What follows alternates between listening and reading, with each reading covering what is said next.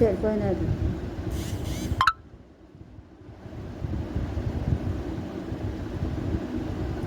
தன்னேர் இல்லாத தமிழ் என்று சொல்லக்கூடிய 12ஆம் வகுப்பு தமிழ் பாடத்தில் இயல் 1 இருக்கின்ற செயல் பகுதி, அதற்குரிய படங்கள். இதில் கற்பவை கற்ற பின் என்று சொல்லக்கூடிய பகுதியில் 2 வினாக்கள் கேட்டுப்பட்டிருக்கு. அந்த வினாவும் அதற்குரிய விடைகளும் இந்த பதிவோடு இணைத்து தரப்படும். நன்றி, வணக்கம், வாழ்க வளமுடன். அனைவருக்கும் வணக்கம். தமிழ் கேஎஸ்ஆர் சேனலில் பல பதிவு பார்த்துக்கிட்டு இருக்கோம்.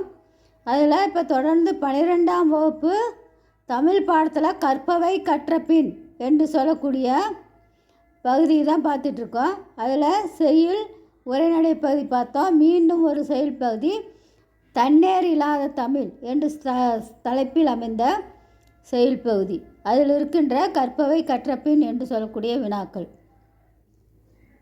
அதில் முதல் வினாவாக வேற்றுமை அணி பயின்று வரும் 2 பாடல்களை விளக்கத்துடன் எழுதி வருக. ஒப்புடைய 2 பொருள் வேற்றுமைப்படவரின் வேற்றுமை அதுவே. இது தண்டி அலங்காரம்.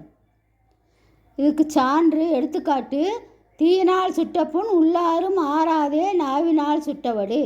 இலக்கணம்: செயலில் 2 பொருள்களுக்கு இடையே உள்ள ஒற்றுமைகளை கூறி அவற்றை வேறுபடுத்தி காட்டுவது வேற்றுமை அணியாகும்.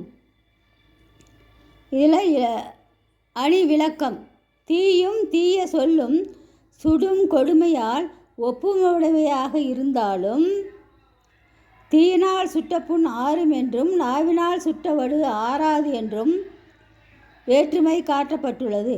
ஆகவே இப்பாடலில் வேற்றுமை அணி அமைந்துள்ளது.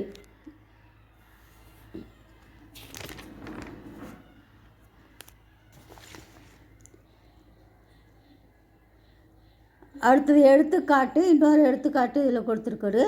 அங்கன் விசும்பின் அகனிலா பாலிக்கும் திங்களும் சான்றோரும் ஒப்பர்மன். திங்கள் மறுவாற்றும் சான்றோர் அது ஆற்றார் தெருமந்து தேய்வர் ஒருமாசுரின். அணி இலக்கணம் என்ன? செயலில் 2 பொருள்களுக்கிடையே ஒற்றுமையை கூறி பின்பவற்றை வேறுபடுத்தி காட்டுவது வேற்றுமை அணியாகும். இது செயலில் சான்றோர்களுக்கும் திங்களுக்கும் முதலில் திங்கள் என்பது சந்திரன் ஒப்புமை கூறி பின்னர் வேறுபடுத்தியுள்ளது. அடுத்தது 2வது வினா. தன்னேர் இல்லாத தமிழ் என தலைப்பில் சொற்பொழிவில் பங்கேற்பதற்கான 5 நிமிட உரை உருவாக்குக.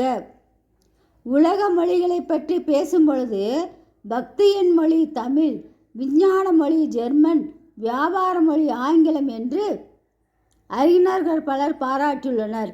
எம்மொழியை காட்டிலும் தமிழில் அறநூல்கள் மிகுதி. நல்வழி, நன்னறி, நீதிநெறி விளக்கம், மூதுரை எண்ணற்ற அறநூல்கள் கொண்டது தமிழ். தன்னேர் இல்லாத தமிழ் செயலில் 2வது வினாவுக்குள்ள சிறு பகுதி முதல் பதிவிலேயே பார்த்தோம். அடுத்தது 2வது பதிவாக இந்த பகுதியில் பாருங்கள். தனித்தியங்கும் தன்மை தமிழனுக்குண்டு, தமிழே ஞாலத்தில் தாய்மொழி பண்டு என பாரதிதாசன் பொன்மொழி. நெற்றிக்கண்ணை உடைய சிவபெருமான் மதுரையில் தமிழ் சங்க புலவர்களுடன் ஒருங்கிருந்து ஆராய்ச்சி செய்த ஒன் தீன் தமிழ் என்று திருவிளையாடல் புராணம் தமிழில் சிறப்பை கூறுகிறது. யாமறிந்த மொழிகளில் தமிழ் மொழி போல் இனிதாவது எங்கும் காணோம் என்றார் பாரதியார். இனிமை தமிழ் எமது, எமக்கு இன்பம் தரும்படி அமைந்திட்ட நல் அமுது என வாயார புகழ்கிறார் பாரதிதாசனார். புலவர் பெருமக்கள் தமிழின் எளிமை, இனிமை, வளமை கருது இன்தமிழ், வன்தமிழ், பைந்தமிழ், பழந்தமிழ், ஒன்தமிழ், தென்தமிழ், செந்தமிழ் என பலவாறு அடைமொழி கொடுத்து பாராட்டுகின்றனர். கல் தோன்றி மண் தோன்றா காலத்து வாளோடு முன் தோன்றிய மூத்த குடி எம் தமிழ்குடி என்ற பெருமை எந்நாளும் எம் தமிழருக்கு உள்ளது. தாய்மொழியாம் தமிழ், தமிழ் மொழியில் பிறந்த கிளை மொழிகள் பல உண்டு. கால மாற்றத்திலும் அரசியல் மாற்றத்திலும் சிக்கி எத்தனையோ மொழிகள் அழிவற்ற நேரத்தில் தன்னை புதுப்பித்து புதுவளம் பெறும் மொழி எம் தமிழ் மொழி. புதிய புதிய கலைச்சொற்களையும் தன்னகத்தே கொண்ட தன்னேர் இல்லாத தமிழ்மொழி யாய் ஒளிர்வது. எம் தமிழ்மொழி உலக மக்களுக்கும் வள்ளுவன் வழியில் வாழ்வியல் கூறுகளை எடுத்துரைக்கும் வழிகாட்டி மொழி எம்மொழியாகும் என்று சொல்லக்கூடிய அந்த இரண்டாவது வினாவுக்குரிய விடைகள். அதாவது தன்னேர் இல்லாத தமிழ் என்னும் தலைப்பின் சொற்பொழிவில் பங்கேற்பதற்கான 5 நிமிட உரை உருவாக்குக.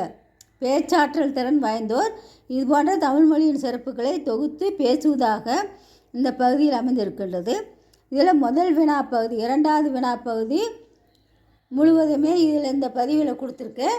முதல் வினாவுக்குரிய வினாவும் விடையும் முதல் பகுதியில் இருக்குது. இது இரண்டாவது வினாவும் அதற்குரிய பகுதிகள். தன்னேர் இல்லாத தமிழ் என்ற செயல்பகுதி. இந்த பதிவை பாருங்கள்.